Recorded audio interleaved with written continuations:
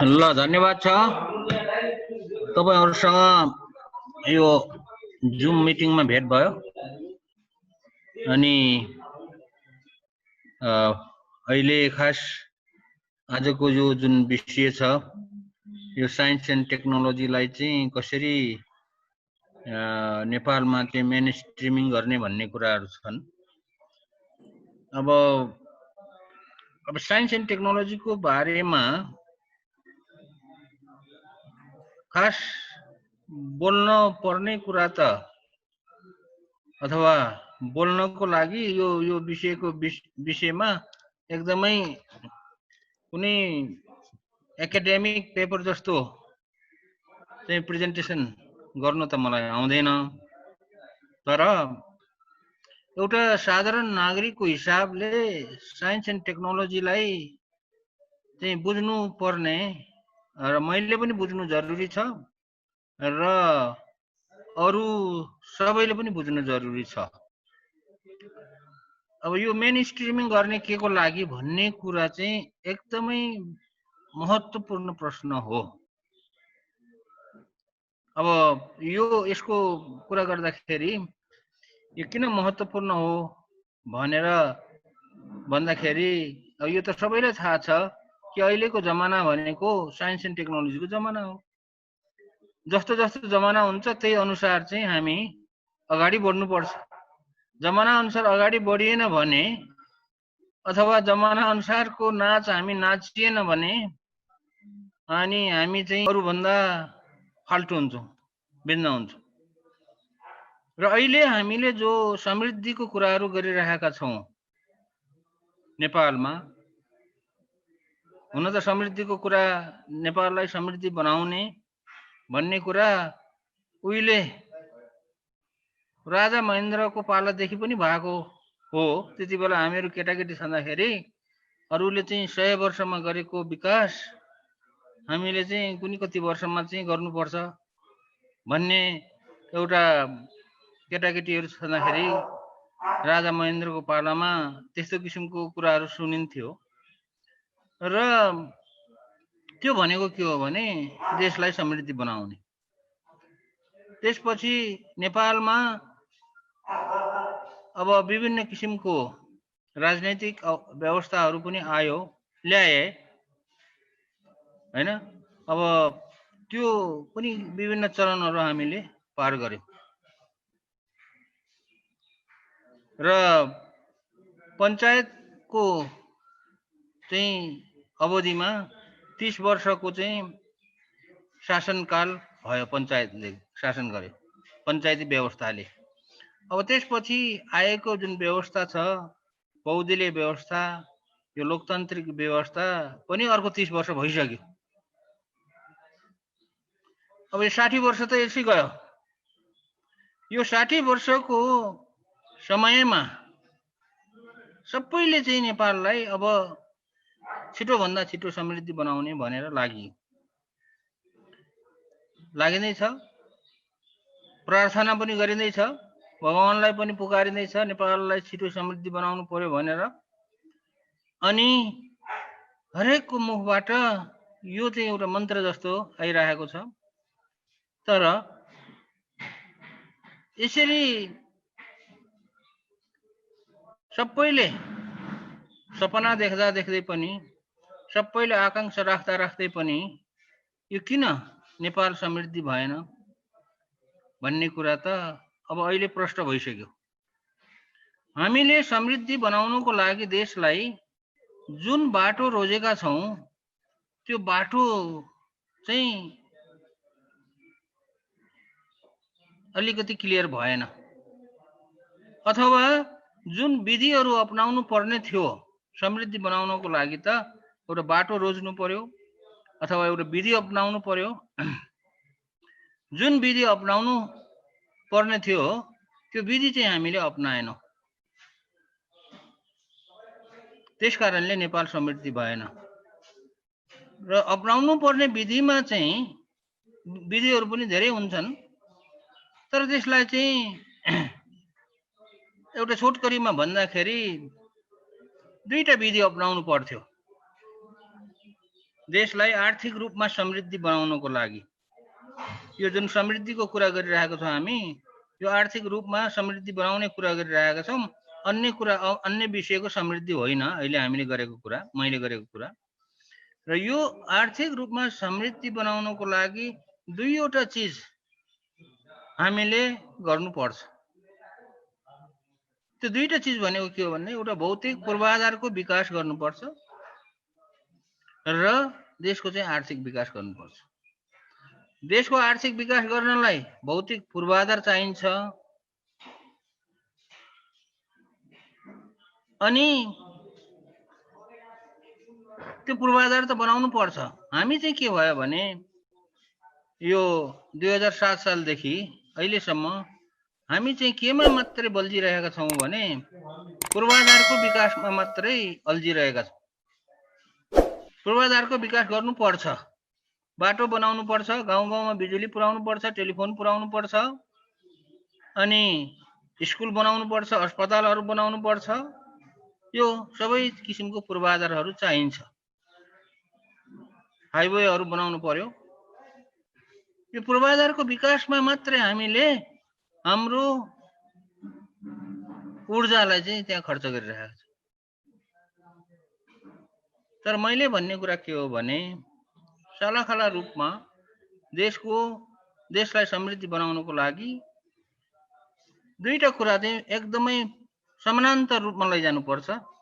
एउटा पूर्वाधारको विकास सँगसँगै लैजानुपर्छ र त्यो पूर्वाधारको विकास सँगसँगै आर्थिक विकास हुने कार्यक्रमहरू सञ्चालन गर्दै जानुपर्छ। र त्यो आर्थिक विकास हुने कार्यक्रमहरू सञ्चालन गर्नको लागि विज्ञान तथा प्रविधिलाई प्रयोग गर्नुपर्छ। विज्ञान तथा प्रविधिलाई प्रयोग गर्नको लागि रिसर्च एन्ड इनोभेसन हुनैपर्छ। रिसर्च एन्ड इनोभेसन गर्नको लागि देशको प्रतिभा भएको मान्छेहरू राख्नै पर्छ।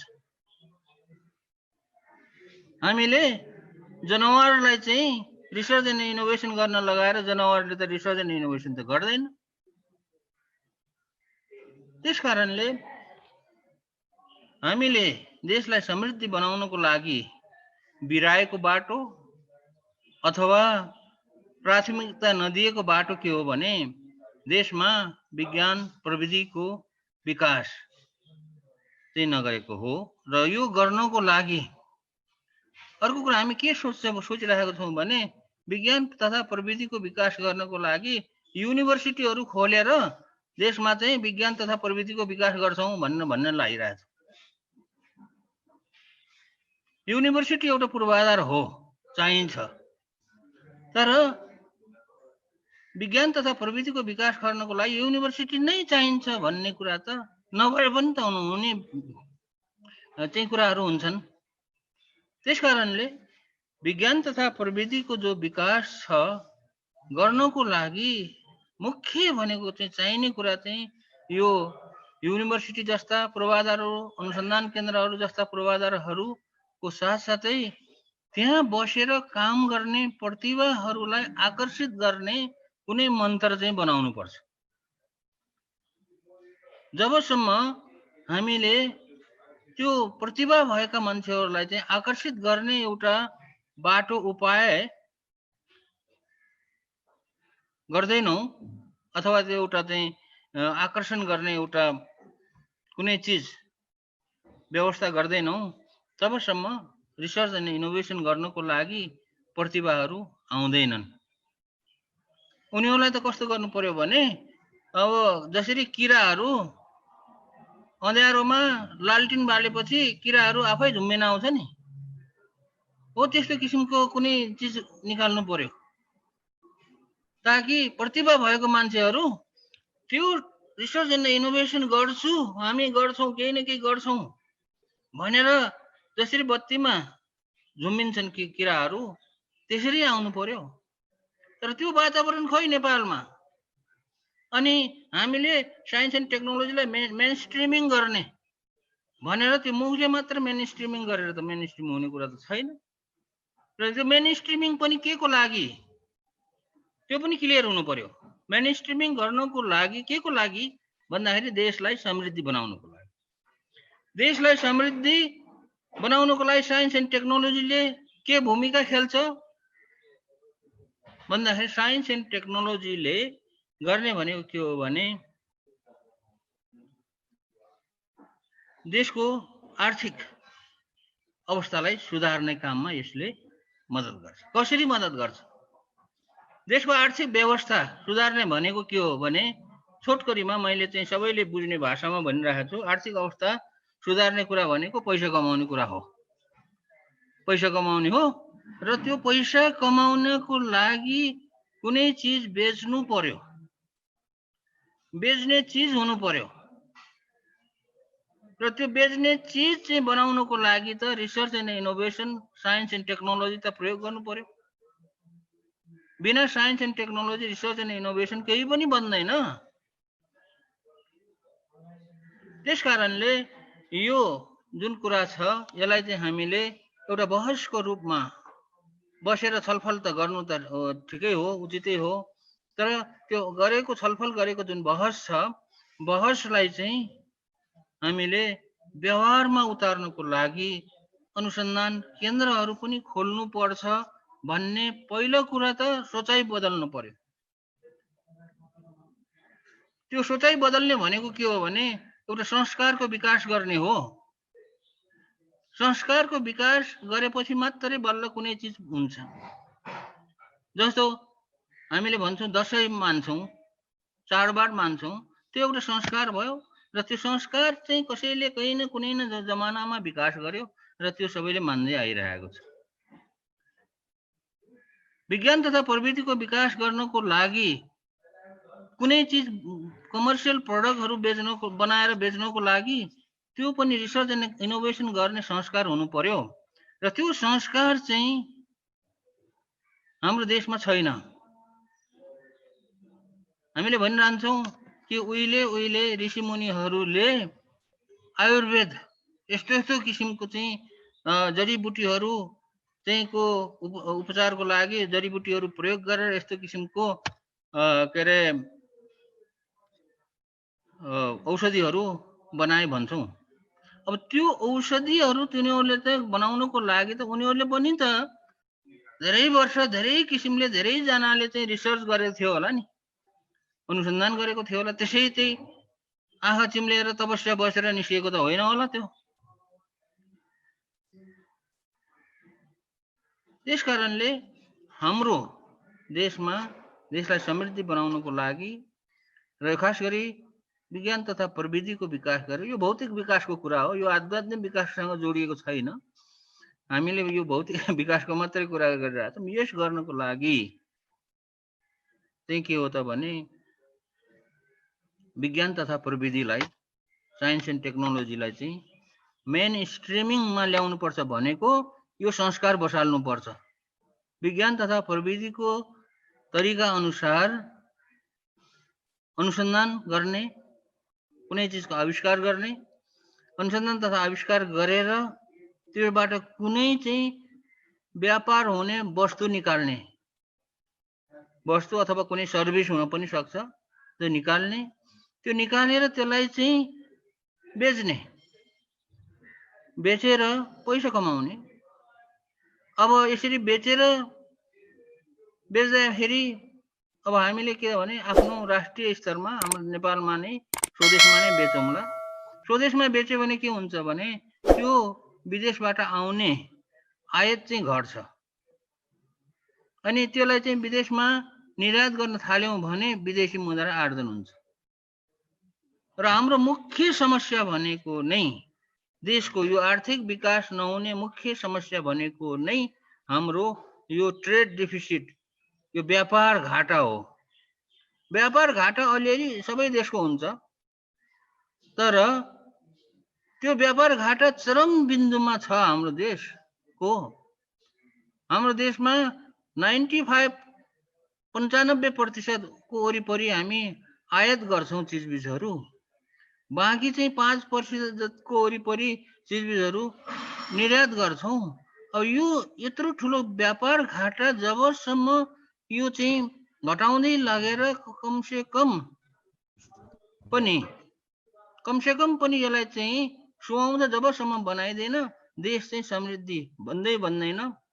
चाहे हामीले जस्तो सुकै किसिमको अब व्यवस्था ल्याउँ, जस्तो सुकै किसिमको सोचाइ गरौँ, यदि देशलाई आर्थिक रूपमा समृद्धि बनाउने हो भने यो गर्नु जरुरी छ। र त्यसको लागि चाहिँ यो मेन स्ट्रिमिङ गर्ने भनेको एउटा संस्कार बसाल्नु जरुरी छ। संस्कार बसाल्नको लागि त काम गर्नुपर्छ, र काम गर्नको लागि यस्ता किसिमको अनुसन्धान केन्द्रहरू खोलेर अनि त्यहाँ चाहिँ प्रतिभा भएको मान्छेहरूलाई चाहिँ हामीले आकर्षण गर्नुपर्छ। अघि मैले भने नि, अनुसन्धान केन्द्र, यो आविष्कार केन्द्र भनेको के हो भन्दाखेरि त्यो बत्ती हो। अँध्यारोमा एउटा बत्ती राखियो, राखेपछि त्यहाँबाट आफै झुम्बिन्छन् किरा पतङ्गहरू, कीट पतङ्गहरू हो। आविष्कार केन्द्र भनेको त्यस्तो हो, हुनु पर्यो। अनुसन्धान केन्द्र खोलेर कीट पतङ्गहरूलाई चाहिँ त्यहाँ झुम्बिएनन् भने त्यो अनुसन्धान केन्द्र खोलेको अर्थ छैन।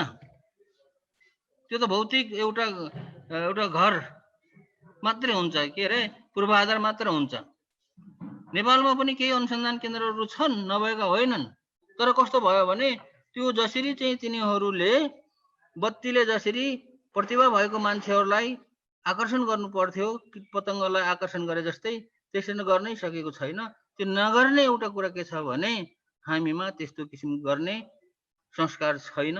र मैले भने तपाईहरुलाई अब के भन्न अनुरोध गर्न चाहन्छु भने अब जे भयो अहिलेसम्म, र त्यसको लागि अब भइसकेको कुरालाई चाहिँ छोडौं, तर अब चाहिँ रिसर्च एन्ड इनोभेसन गर्नको लागि संस्कार बसालौं। संस्कार बसाल्ने भन्ने कुरो यो छिटो हुँदैन, 2-4 वर्षमा बस्दैन, 5-10 वर्ष लाग्ला, 10-15-20 वर्ष लाग्ला, निकै समय लाग्छ। र यो संस्कार बसाल्ने भनेको, रिसर्च एन्ड इनोभेसन गर्ने भनेको फेरि साइन्स एन्ड टेक्नोलोजीमा मात्र होइन। कतिले के बुझ्नुहुन्छ भने रिसर्च गर्ने भनेको साइन्स एन्ड टेक्नोलोजीको मात्र भन्ने कुरा बुझिन्छ, तर यो भनेको चाहिँ हरेक विषयमा हुन्छ। नेपालको राजनीतिमा पनि अनुसन्धान गर्नुपर्ने छ, कुनै नयाँ कुराको आविष्कार गर्नुपर्ने छ, किनभने राजनीति त्यति राम्रोसँग सपरेको छैन, यो बिग्रेको छ। त्यसकारणले पोलिटिक्समा पनि रिसर्च एन्ड इनोभेसन गर्नु पर्यो। अब देशको विभिन्न चिज, एउटा सामाजिक रीतिहरू अथवा संस्कारहरू कुनै पनि चिजमा जसको गरेर मैले भनेको सोसियो इकोनोमिक इम्प्याक्ट पर्ने, सामाजिक तथा आर्थिक त्यो इम्प्याक्ट पर्ने किसिमको रिसर्च हुनु पर्यो। र यो रिसर्च एन्ड इनोभेसन भनेपछि साइन्समा मात्र होइन, धर्ममा पनि त रिसर्च एन्ड इनोभेसन गर्नु पर्ला हैन। विभिन्न किसिमका धार्मिक कुरीतिहरू हुन्छन्, त्यो धार्मिक कुरीतिहरूलाई यो कसरी यो कुरीतिहरू के अरे को चाहिँ सुरुवात भयो र यो कुरीतिहरूलाई कसरी हटाउने भन्ने किसिमको पनि त रिसर्च एन्ड इनोभेसन हुनु पर्यो नि त्यहाँ त। अनि त्यसलाई चाहिँ रिसर्च एन्ड इनोभेसन गरेर त्यसबाट निस्केको चिजलाई चाहिँ हामीले व्यवहारमा लागू गर्नु पर्यो। यही हो तपाईहरुलाई भन्ने मेरो अनुरोध। त्यसकारणले अब अरु हाम्रो आफूले गर्नुपर्ने कामहरू, आफ्नो व्यक्तिगत कामहरू, सामाजिक कामहरू पनि गर्दै जानुहोस्, तर रिसर्च एन्ड इनोभेसनलाई पनि तपाईहरु जस्तो कुनै स्थानीय सरकारसँग सम्बन्ध हुनुहुन्छ भने ती स्थानीय सरकारसँग मिलेर काम गर्नुहोस्, कुनै संघ संस्थासँग मिलेर काम गर्नुहोस्। मैले त सरकारलाई चाहिँ प्रष्ट रूपमा भनिरहेको, सरकार भन्नाले अहिलेको संघीय सरकार, प्रदेश सरकार र स्थानीय सरकारहरूलाई भनिरहेको कुरा के छ भनेदेखि नेपालमा यो रिसर्च एन्ड इनोभेसनको यो कल्चर बसाल्नको लागि, रिसर्च एन्ड इनोभेसन गर्नको लागि चाहिँ हरेक सरकारले आफ्नो पुँजीगत खर्चको 1% रकम चाहिँ छुट्याउनुहोस् र त्यसलाई चाहिँ जेमा चाहिँ रिसर्च एन्ड इनोभेसन गर्नुपर्ने हुन्छ, जुन क्षेत्रमा त्यसमा चाहिँ लगाउनुहोस्। पुग्छ 1% छुट्याए पनि पुग्छ अहिलेलाई, भोलि भविष्यमा नपुग्ला, तर अहिलेलाई पुग्छ। र यो हरेक विकसित देशले गर्ने उपाय तरिका नै यही हो कि हरेक विकसित देशहरूले आफ्नो बजेटको 2%, 3%, 4% रकमहरू छुट्याएर रिसर्च एन्ड इनोभेसनमा लगाउँछन्, जुन कुरा हामीले लगाइएको छैन।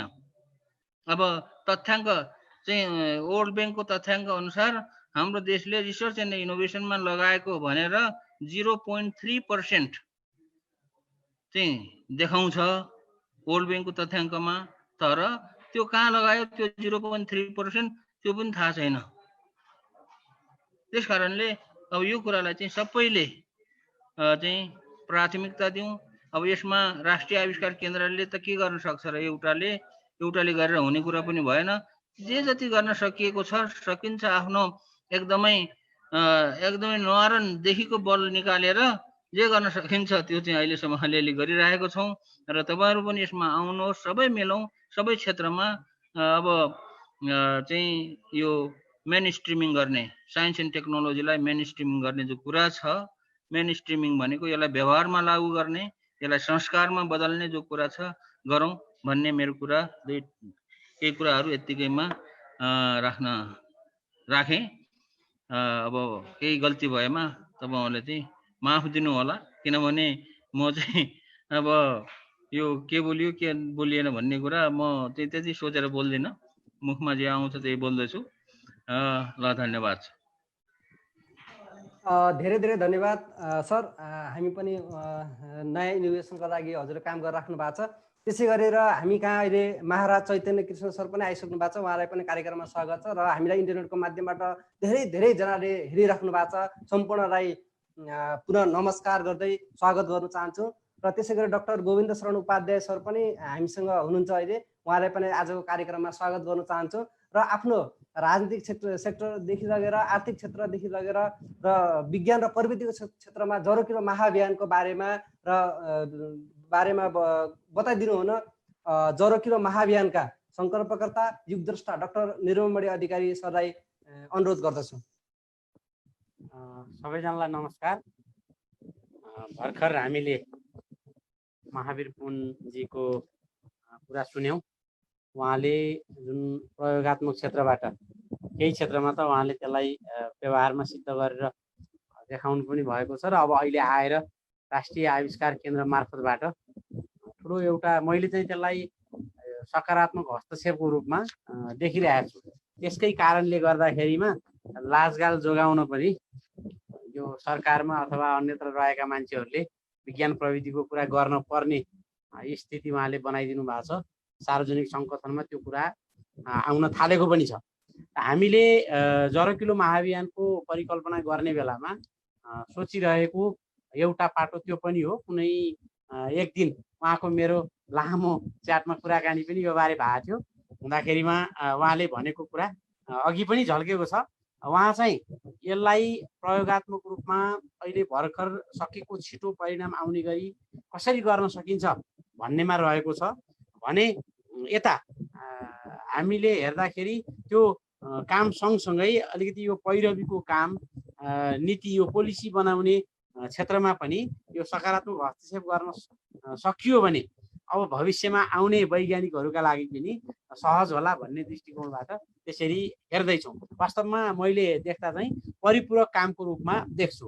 अघि उहाँले भने जस्तै नेपालमा त न राजनीति, न अर्थनीति, न शिक्षा नीति, होइन, अब साँच्चैकै यो प्रविधिको कुरा त अझ कहाँ हो यिनीहरूमा वैज्ञानिक आधारबाट नचलेको हुनाले र जुन राजनीतिक दर्शनहरू आउँदाखेरिमा पनि अर्कै सन्दर्भमा बनेका दर्शनहरू यहाँ अनुसन्धान नगरी ल्याएको हुनाले समस्या परेको हो। त्यो क्षेत्रमा हामीले केही काम गऱ्यौँ, राज्य राष्ट्र सिद्धान्त बन्यो, लामो 2 दशक जतिको त्यो अनुसन्धानको परिणामस्वरूप त्यो अहिले मूल प्रवाहीकरण भइरहेछ। समाज कसरी अगाडि बढ्छ भन्नको लागि स्थितिगत्यात्मक प्रगतिवाद, स्ट्याटोडाइनामिक प्रोग्रेसिभिजम, त्यो क्षेत्रमा हामीले काम गऱ्यौँ। अनि अब विज्ञान प्रविधिको क्षेत्रमा काम गर्दाखेरिमा मैले देखेको कसरी हुन्छ त भन्दा मूलत 4वटा बिन्दुबाट म यसलाई हेरिरहेको छु। एउटा भनेको साइन्टिफिक माइन्ड कसरी बनाउन सकिन्छ, वैज्ञानिक बुद्धि।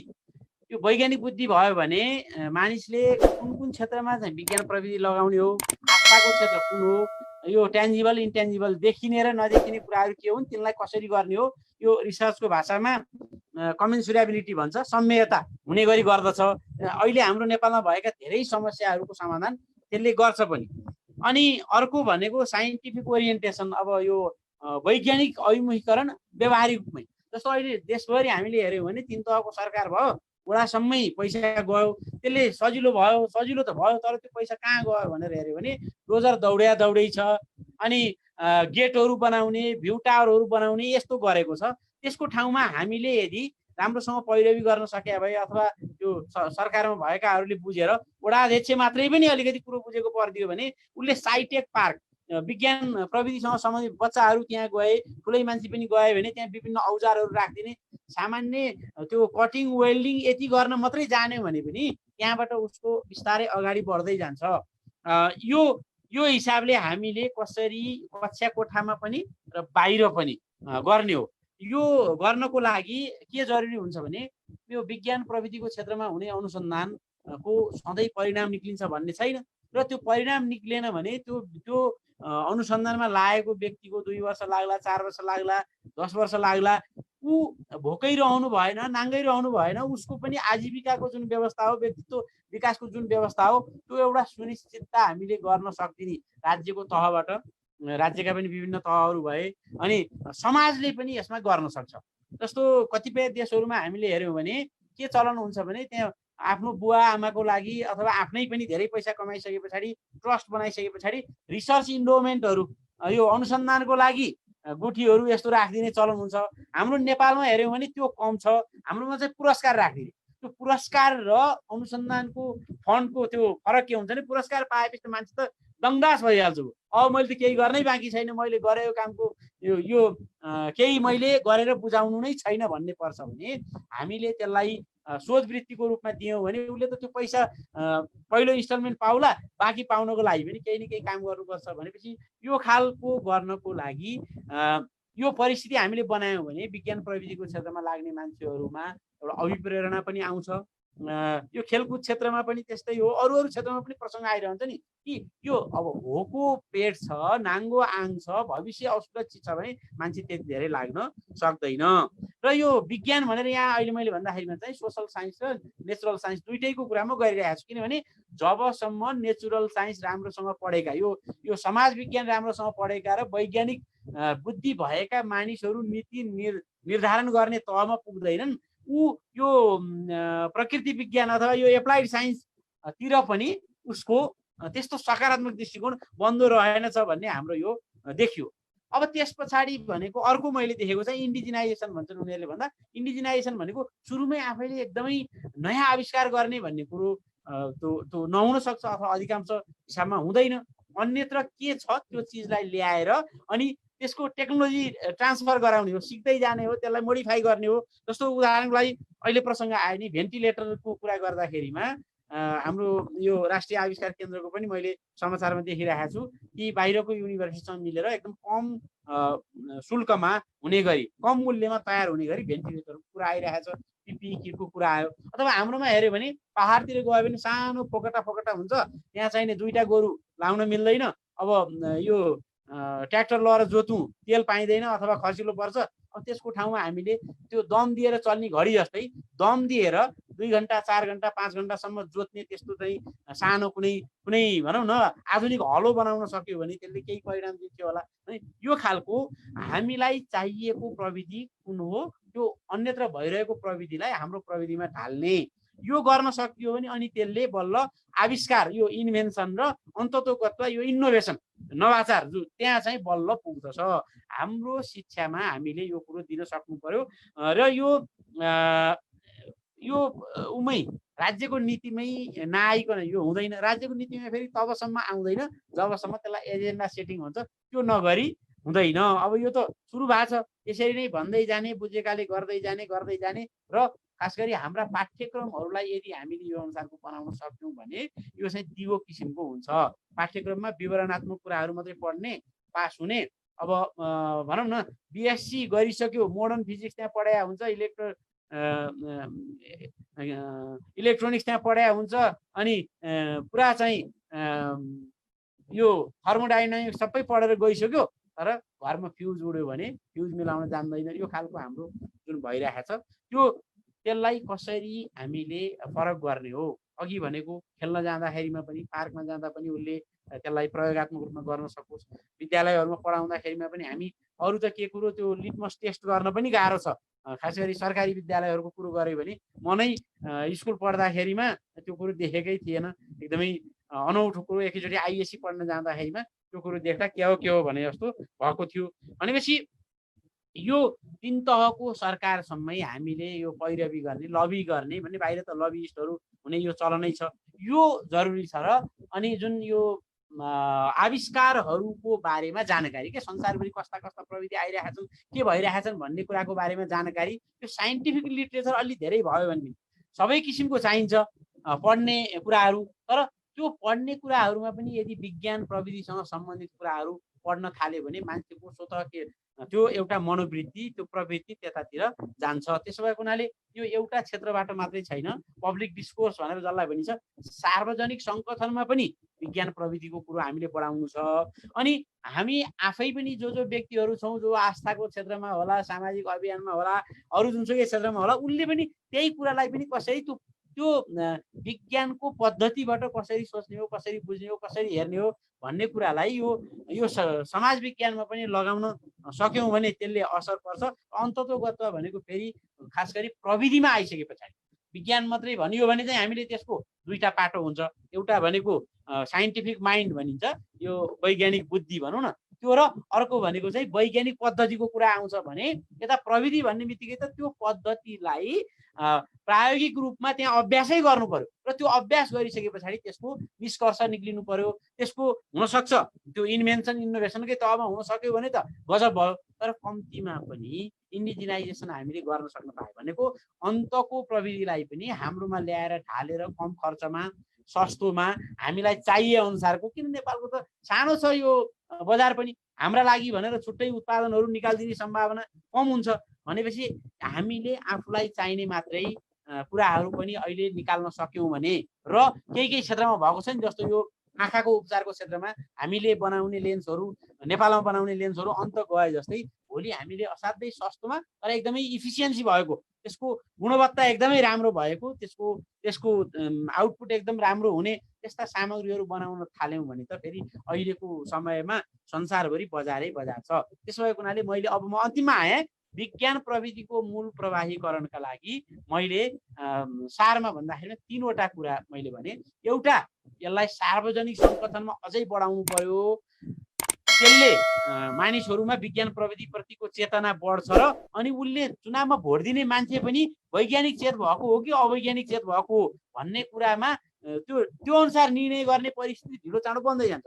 दोस्रो मैले भने यो चाहिँ पोलिसी मेकिङ भन्छ नि, नीति निर्धारण तहमा यो तिनै तहको सरकारमा त्यहाँ पैरवी गर्ने, त्यहाँ सकारात्मक हस्तक्षेप गर्ने र सानोतिनो बजेट भए पनि देऊ भनेर लिन सक्ने यो परिस्थिति बनाउनु पर्यो भने अन्तिम मैले के भने दिगो हुने गरी यो संस्थानीकरण इन्स्टिट्युसनलाइजेसन हुन्छ नि, जसमा विश्वविद्यालय एउटा पाटो हो, नास्ट जस्ता संस्थाहरू अर्को पाटो हो, यो राष्ट्रिय आविष्कार केन्द्र जस्ता संस्थाहरू अरू पाटो हो, अनि अरू पनि साना साना हामीले त त्यो युवा क्लबहरूलाई पनि परिचालन गरेर विद्यार्थीहरूको क्लबलाई पनि परिचालन गरेर यो कुराहरू गर्न सकिन्छ। अन्ततोगत्वा यो संस्थानीकृत स्वरूप हुनु पर्यो। यसलाई फेरि अहिलेको जमाना अनुसार यो एकातिर व्यक्तिको व्यक्तित्वसँग उसको मान सम्मान सन्तुष्टिसँग जोड्ने कुरा पनि छँदैछ, तर आधारभूत रूपमा संस्कृतमा पनि भनाइ छ बुभुक्षित किम नकरोति पापम भन्छ के, भोको भयो भने के पाप गर्दैन र भने जबसम्म मान्छेलाई आफ्नो खाने लाउने आफ्नो जीवन निर्वाह हुँदैन भने ऊ चाहिँ असुरक्षित अवस्थामा काम गर्न सक्दैन। विज्ञान प्रविधिको क्षेत्रमा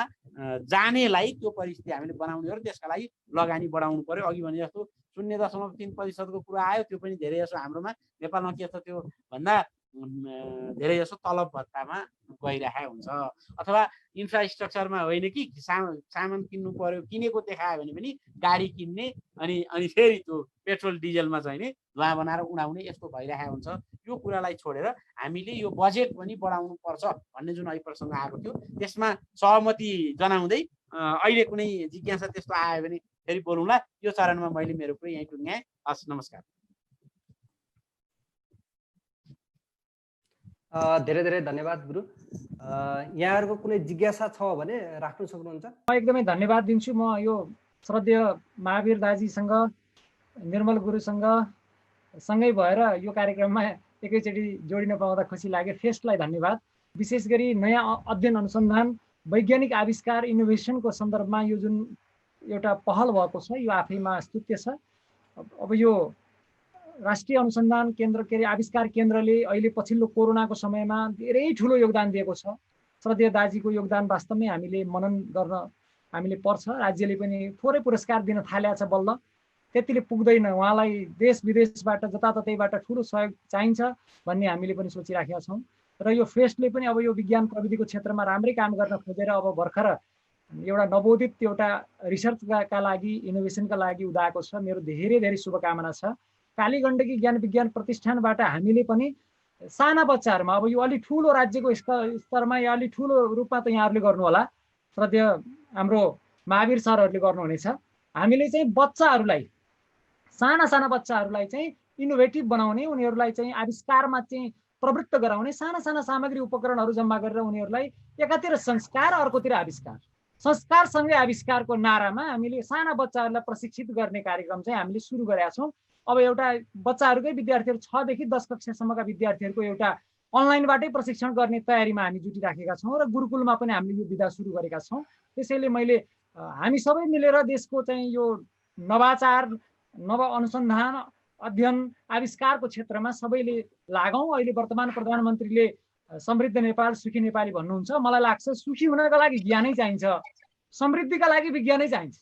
त्यसैले यी दुईटै कुरा जोडियो भने, ज्ञान विज्ञान भयो भने देशको समग्र विकास सम्भव छ। संस्कार र आविष्कार भयो भने एउटा मान्छे वैज्ञानिक ऋषि बन्छ। सबैलाई वैज्ञानिक ऋषि भएको देख्न पाइयोस् कामना गर्दै बाढी विराम। धन्यवाद। धेरै धेरै धन्यवाद चैतन्य कृष्ण गुरु। त्यसै गरी आफ्नो छोटो भनाइ राखिदिनु हो न डाक्टर गोविन्द शरण उपाध्याय गुरुलाई अनुरोध गर्दछु। सबैलाई नमस्कार। अघि यो प्रविधिले अलिअलि साथ दिएन र सबभन्दा पहिला चाहिँ महावीर पुनजी, त्यसपछि डाक्टर निर्मलमणि अधिकारीज्यू, चैतन्य कृष्णजीलाई आफ्नो भनाइको लागि धेरै धन्यवाद दिन्छु। र साथसाथै अहिलेको विज्ञान पनि हो, विज्ञान तर विज्ञानको मात्रै कुरा गरेर हुँदैन, किनभने मान्छे विज्ञानसँग मान्छे बाँच्न सक्दैन। त्यही भएर ज्ञान विज्ञानको सम्मिश्रण हुनुपर्छ। बालकृष्णको प्रसिद्ध भनाइ के छ भनेदेखि ज्ञान मर्दछ हाँसेर रोइ विज्ञान मर्दछ भन्ने कुराहरू बिर्सन हुँदैन। तर यहाँ मर्दछको अर्थ चाहिँ विज्ञान काम नलाग्ने भनेको होइन। विज्ञानलाई चाहिँ मानवीय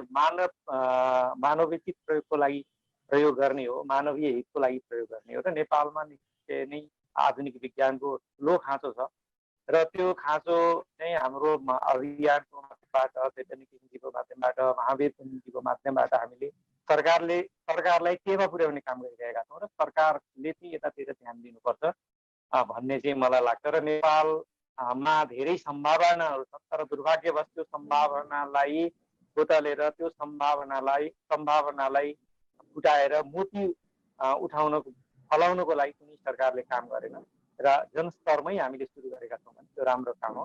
र यहाँहरूको विचार सुन्दाखेरिमा धेरै यसले अभिप्रेरणा मिलेको छ र आज साउने सङ्क्रान्तिको दिन यहाँहरूलाई हार्दिक शुभकामना दिन चाहन्छु। साउने सङ्क्रान्तिले पनि हामीलाई एउटा नयाँ इन्भेन्सनको सन्देश दिन्छ भन्ने मलाई लाग्छ। र समय दिनुभएकोमा मलाई पनि समय दिनुभएकोमा यहाँहरूलाई आयोजकलाई हार्दिक स्वागत गर्न चाहन्छु र धन्यवाद दिन चाहन्छु। हस्त नमस्कार। यति नै अहिलेको लागि। धेरै धेरै धन्यवाद गुरु। त्यसै गरी अब हामी अन्तिम चरणमा छौँ। आज हामीले आफ्नो अमूल्य समय दिनुभएकोमा डाक्टर महावीर पुन सर, डाक्टर निर्मलमणि अधिकारी गुरुप्रति आभार प्रकट गर्दै अन्तिममा मलाई यहाँ पर्सनल टेक्स्ट मेसेज गरिराख्नु भएको छ। महावीर पुन सरको फेरि सुनौ केही जिज्ञासा छ भने उहाँहरूले फेरि भनौँ भन्नु भएको छ।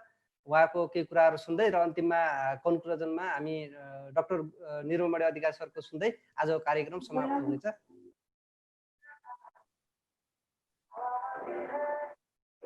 महावीर सर, हजुरको फेरि केही जिज्ञासा छ भने, त्यस्तो कुनै जिज्ञासा अथवा केही भन्नुहोस्, हामीलाई सुझाव सल्लाह दिनुहुन्छ भने। होइन, मेरो खास भन्नुपर्ने कुरा त के हो भने यो अनुसन्धान केन्द्र, आविष्कार केन्द्र भन्ने जुन छ, यो हामीले खास गरी नेपालको आर्थिक विकासको लागि नै लक्ष्य गरेर गरेको हो यो हैन। अब यो आर्थिक विकास कसरी गर्ने भन्दाखेरि कुनै चिजबिज बनाउनु पर्यो, कुनै चिजबिज बनाउनलाई त प्र्याक्टिस गर्नु पर्यो, अनुसन्धान गर्नु पर्यो, अनि त्यो गरेर त्यो फोकस एउटै मात्र फोकस भएको हुनाले यसमा चाहिँ अन्य कुराहरू चाहिँ हामीले राखेको छैन। जस्तो समृद्धि भन्नाले त अब विभिन्न किसिमको समृद्धि हुन्छ, भौतिक समृद्धि हैन, आर्थिक समृद्धि, अनि अर्को कुरा आध्यात्मिक समृद्धिको कुराहरू आउँछन्। अब विभिन्न कुराहरू हुन्छ। हामी चाहिँ सिर्फ नेपालको अर्थव्यवस्थालाई कसरी चाहिँ अन्य विकसित देशहरूको तुलनामै नगए पनि कमसे कम त्यो लेभलमा पुर्याउने र त्यसको लागि चाहिँ अनुसन्धान नभइकन हुँदैन भन्ने एउटै मन्त्र हाम्रो चाहिँ के हो भने त्यो हो। किनभने जति पनि विकसित देशहरू छन् भन्छौँ हामीले, र ती विकसित देशहरूले पनि गरेको चाहिँ के हो भने अनुसन्धान आविष्कार गरेर कुनै प्रोडक्ट निकालेर चाहिँ त्यसलाई चाहिँ बेचेर कुनै सर्भिस दिएर अनि चाहिँ यो उनीहरू चाहिँ समृद्धि भएको, आर्थिक रूपमा समृद्धि भएको छ। र मेरो पनि यही एउटै कुरा हो कि यो आर्थिक रूपमा समृद्धि फेरि म हुन खोजेको होइन, म चाहिँ एकदमै बिल गेट्स जस्तो धनी हुनु पर्यो भनेर भन्न खोजेको होइन। किनभने मलाई चाहिँ म आफू व्यक्तिलाई चाहिँ कुनै के अरे आर्थिक समृद्धि हुनु परेको छैन, तर देशले चाहिँ दुःख पाएको र देशका हाम्रो दाजुभाइ दिदीबहिनीहरूले धेरै दुःख पाएको हुनाले मैले चाहिँ यो आर्थिक समृद्धिको कुरा गरेको हो। र यो चाहिँ एउटाले गरेर हुँदैन, यो चाहिँ सबै मिलेर गर्नुपर्ने कुरा हो। यही मेरो अनुरोध छ तपाईँहरूलाई। ल, तपाईँहरूले कुरा सुनिदिनु भयो, धन्यवाद। धेरै धेरै धन्यवाद सर। त्यसै गरी हामी future education science and technology पनि हामीले विभिन्न एप्लिकेसनको माध्यम अथवा विभिन्न प्रोग्रामिङ ल्याङ्ग्वेज अहिले हामीले सयौँ सङ्ख्यामा फ्रीमा पढाइ पनि रहेका छौँ। र यहाँहरूले हाम्रो फेसबुक पेजमा पनि हेर्नु सक्नुहुन्छ। Future education science and technology के कामहरू गर्यो भन्दा पनि हामीले बोल्नु भन्दा पनि काम गरिरहेका छौँ, इनपुट भन्दा पनि हामीले आउटपुट दिइरहेका छौँ। त्यसै गरी अन्तिममा आफ्ना केही यहाँ थोरै भनेर राखिदिनु होला र अन्तिममा डाक्टर निर्मलमणि अधिकारी गुरुलाई अनुरोध गर्दछु। धन्यवाद। मैले खास धेरै कुरो छैन, एउटा कुरो चाहिँ जोड दिनै मन लाग्यो मलाई। नेपालमा अहिले एउटा समस्या फेरि के छ भने विज्ञानको कुरो त सबैले गर्ने, तर विज्ञानको कुरा गर्दाखेरिमा त्यो साँच्चैको विज्ञान भन्दा पनि स्युडो साइन्स भन्छ कि यसो कुरो चाहिँ गर्यो, गरिसके पछाडि फेरि अन्तिममा आफ्नो कुनै सम्प्रदाय छ, आफ्नो कुनै आस्था छ, कुनै परम्परा छ, त्यो वैज्ञानिक छ है भन्ने प्रमाणित गर्न खोज्ने, त्यसका लागि साइन्सलाई एउटा आवरणको रूपमा मात्रै प्रयोग गर्ने जुन चलन छ त्यो गर्नु हुँदैन। मैले बारम्बार यो कमेन्सुरेबिलिटीको कुरो गर्छु। सम्यता विज्ञानको क्षेत्रमा काम गर्ने हो भने विज्ञानकै विधि अनुसार, विज्ञानकै पद्धति अनुसार विज्ञानप्रति नै इमान्दार भएर गर्नु पर्यो। र विज्ञानेतर अरू पनि क्षेत्र छन्, विज्ञान मात्रै होइन, त्यो क्षेत्रमा काम गर्दा त्यसकै विधि पद्धतिबाट गर्नु पर्यो। नत्र फेरि हामीले विज्ञानको नाम बजाउने, तर एउटा मैले हेर्दा त बालकिनसम्मको अहिले प्रसङ्ग आयो नि, ज्ञान मर्दछ हाँसेर रोही विज्ञान मर्दछ भन्ने, त्यो चाहिँ मैले अहिलेको विज्ञानको हिसाबले मात्रै होइन कि हाम्रो उपनिषदको दर्शनको हिसाबले पनि त्यो गलत छ। हाम्रोमा त विद्या र अविद्या दुइटै, विज्ञान र ज्ञान दुइटैलाई जोडेर अगाडि बढ्ने भन्ने हो। त्यसो भएको हुनाले हामीले ओरिएन्टेसन दिँदाखेरिमा फेरि विज्ञानको नाममा त्यो स्युडो साइन्स तिर जाने गरेर होइन कि साँच्चै नै वैज्ञानिक बुद्धि भएर अनि त्यसलाई फेरि प्रायोगिक रूपमा, अभ्यासको रूपमा, र त्यसको निष्कर्ष भनेको कम्तीमा पनि त्यो इन्डिजिनाइजेसन जसलाई भनिन्छ नि, अरूले बनाएको प्रविधिलाई आफूले चाहिए अनुसारको स्थानीकरण होस् त्यतिसम्म कम्तीमा गराउन सक्नु पर्यो। सकेपछि त्योभन्दा अगाडि गएर आविष्कारै गर्ने, इन्भेन्सनकै तहमा पुग्ने वा एकदमै इनोभेसनकै तहमा पुग्ने गरी यसलाई अगाडि बढाउनु पर्छ। भरे फेरि विज्ञानको नाममा धेरै चाहिँ चर्चा हुने तर वास्तविक विज्ञानको विकास नहुने परिस्थितिमा पनि जान हुँदैन। हामी जो विभिन्न क्षेत्रमा काम गरिरहेका हुन्छौँ त्यो इमान्दारी हामीमा हुनु पर्यो। कमेन्सुरेबिलिटी, जो सम्यता, जुन क्षेत्रमा जसको प्रधानता आधिकारिकता हुनुपर्ने हो त्यसैलाई मान्नु पर्यो। र हामीले अब यो अन्तिममा मैले भनेको चाहिँ जो व्यावहारिक रूपमा कार्य गर्दै हुनुहुन्छ उहाँहरूलाई सकिन्छ आर्थिक रूपमा, भौतिक रूपमा त्यसरी पनि सहयोग गर्ने हो। नत्र पनि कम्तीमा यो नीति निर्धारण, पोलिसी मेकिङमा हामीले पैरवी गरेर त्यसका लागि अनुकूल परिस्थितिहरू बनाइदिने, त्यो गर्नुपर्छ र त्यसको म के प्रतिबद्धता व्यक्त गर्दछु भने 0 किलो महाअभियान अन्तर्गतका विभिन्न संस्थाहरूले यो अहिले मैले भने जस्तै सके प्रत्यक्ष योगदान, भएन भने पनि कम्तीमा त्यसका लागि माहौल बनाइदिने, पैरवी गर्ने यो काममा हाम्रो प्रत्यक्ष योगदान रहनेछ। यति भन्दै मैले यो कुरा टुङ्ग्याएँ। आयोजक फेस्टलाई धेरै धन्यवाद, सुन्नुहुने सबैजनालाई पनि धेरै धेरै धन्यवाद। धेरै धेरै धन्यवाद गुरु। मलाई एकजना जिज्ञासा राख्नु भएको छ, हुन त हामीले थाहै छ यदि हामीले फेसबुकमा सयौँ सङ्ख्याले हेरिराख्नु भएको छ, कमेन्ट पनि गरिराख्नु भएको छ, यो 0 किलो महाअभियान भनेको के हो, 0 किलोले के काम गर्छ भनेर सोधिराख्नु भएको छ मलाई पर्सनल इनबक्समा। थोरै यसको बारेमा जानकारी दिनुहुन गुरुलाई अनुरोध गर्दछु थोरै। 0 किलो महाअभियान भनेको छोटकरीमा भन्दाखेरिमा नेपाल के हो, हामीसँग के संसाधन छन्, मानव संसाधन के छन्, प्राकृतिक संसाधन के छन्, सांस्कृतिक संसाधन के छन्, यो सबै कुराको अनुसन्धान गरेर नेपाललाई नै केन्द्र मानेर अन्यत्रको कुरो पनि लिने, तर अन्यत्रको कुरो चाहिँ प्रतिमानको रूपमा लिने अथवा इक्जाम्पलको रूपमा लिने, चाहिँदाखेरिमा सहायक रूपमा लिने, मूल भनेको हाम्रो आफ्नै कुरो लिने यस्तो महाअभियान हो जसले मूलतः 4वटा ठुल्ठुला क्षेत्रमा काम गर्दछ। एउटा क्षेत्र भनेको धर्म, संस्कार, संस्कृति यो क्षेत्र भयो। अर्को क्षेत्र भनेको शिक्षा, भाषा, अब यो विज्ञान प्रविधि यो क्षेत्र भयो। तेस्रो क्षेत्र भनेको उद्यमशीलता, रोजगारी, त्यसमा फेरि सिपको कुरा, उत्पादनको कुरा यो क्षेत्रमा भयो। र अर्को भनेको यो सबै हुनको लागि त्यसको शासन प्रशासन पनि ठिक हुनुपर्छ भनेको हुनाले राजनीतिक चिन्तन, राजनीतिमा पनि अनुसन्धान, त्यस पछाडि गएर त्यसको पनि व्यावहारिक प्रयोग गर्ने यो 4वटा बृहत्तर क्षेत्रहरूमा काम गर्नको लागि खुलेको यो एउटा महाअभियान हो। यस अन्तर्गत अहिलेसम्म 12वटा विभिन्न संस्थाहरू छन्। कोही युवाको क्षेत्रमा, कोही महिलाको क्षेत्रमा, कोही उद्यमशीलताको क्षेत्रमा, कोही मिडियाको क्षेत्रमा, यो विभिन्न क्षेत्रमा काम गर्नको लागि र यसमा मूलतः युवाहरू एकदमै धेरै सङ्ख्यामा रहेको अहिलेसम्मको अवस्था छ र यहाँ अभिभावकको रूपमा विभिन्न वरिष्ठ उमेरका व्यक्तिहरू पनि रहेर यो एउटा नेपालका सबै थरी जात, जाति, जनजाति, आदिवासी, मधेसी, दलित भनिन्छ नि, खसार्य, विभिन्न संविधानले भन्दछ नि, सबै थरी थारू सबै खालको समुदायहरूको सहभागिता भएको आफैमा सानो नेपाल त्यस्तो 0 किलो परिवार हो। अहिले मैले छोटकरीमा यति कुरा मात्रै भने। यहाँहरूलाई थप जिज्ञासा भयो भने हाम्रा वेबसाइटहरू, फेसबुकमा पेजहरू छन्, युट्युबमा गएर यहाँहरूले 0 किलो सर्च गरेर पनि भिडियोहरू हेर्न सक्नुहुन्छ। हस्, धन्यवाद। धेरै धेरै धन्यवाद। फेरि पनि हामीलाई आफ्नो अमूल्य समय दिनुभएकोमा डाक्टर महावीर पुन सर र डाक्टर निरमणि अधिकारी गुरुप्रति आभार प्रकट गर्दै र हामीलाई इन्टरनेटको माध्यमबाट र युट्युबको माध्यमबाट र फेसबुकको माध्यमबाट हामीलाई हेरिरहनुभएका सम्पूर्ण सहृदयजनहरूलाई धेरै धेरै धन्यवाद दिँदै आजको कार्यक्रम यही समापन भएको घोषणा गर्दछु। धन्यवाद।